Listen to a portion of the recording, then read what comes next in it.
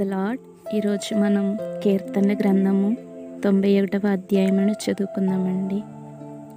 మహోన్నతుని చాటున నివసించువాడే, సర్వశక్తుని నీడను విశ్రమించువాడు. ఆయనే నాకు ఆశ్రయము, నా కోట, నేను నమ్ముకొను నా దేవుడని నేను యెహోవాను గూర్చి చెప్పుచున్నాను. వేటకాని ఉరిలో నుండి ఆయన నిన్ను విడిపించును, నాశనకరమైన తెగులు రాకుండా నిన్ను రక్షించును. ఆయన తన రెక్కలతో నిన్ను కప్పును, ఆయన రెక్కల క్రింద నీకు ఆశ్రయము కలుగును. ఆయన సత్యము కేడమును డాలునై ఉన్నది.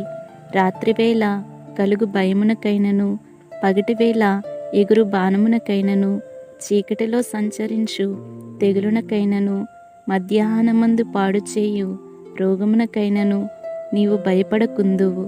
నీ ప్రక్కను 1000 మంది పడినను, నీ కుడి ప్రక్కను 10,000 మంది కూలినను అపాయము నీ యొద్దకు రాదు. నీవు కన్నులారా చూచుచుండగా భక్తిహీనులకు ప్రతిఫలము కలుగును. యెహోవా, నీవే నా ఆశ్రయమని నీవు మహోన్నతుడైన దేవుని నీకు నివాస స్థలముగా చేసుకొని ఉన్నావు. నీకు అపాయమేమియూ రాదు, ఏ తెగులును నీ గుడారమును సమీపించదు. నీ మార్గములన్నిటిలో నిన్ను కాపాడుటకు ఆయన నిన్ను గూర్చి తన దూతలకు ఆజ్ఞాపించును. నీ పాదములకు రాయి తగులకుండా వారు నిన్ను తమ చేతుల మీద ఎత్తి పట్టుకుందురు.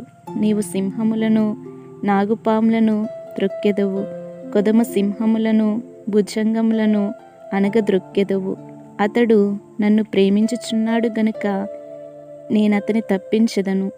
అతడు నా నామం ఎరిగినవాడు గనుక నేనతని గనపరచెదను. అతడు నాకు మొర్రపెట్టగా నేనతనికి ఉత్తరమిచ్చెదను. శ్రమలో నేనతనికి తోడైయుండెదను. అతని విడిపించి అతని గొప్ప చేసెదను. దీర్ఘాయువు చేత అతనిని తృప్తిపరచెదను.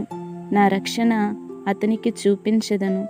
ఈ మాటలు విన్నవారినందరినీ దేవుడు దీవించి ఆశీర్వదించునుగాక. ఆమీన్.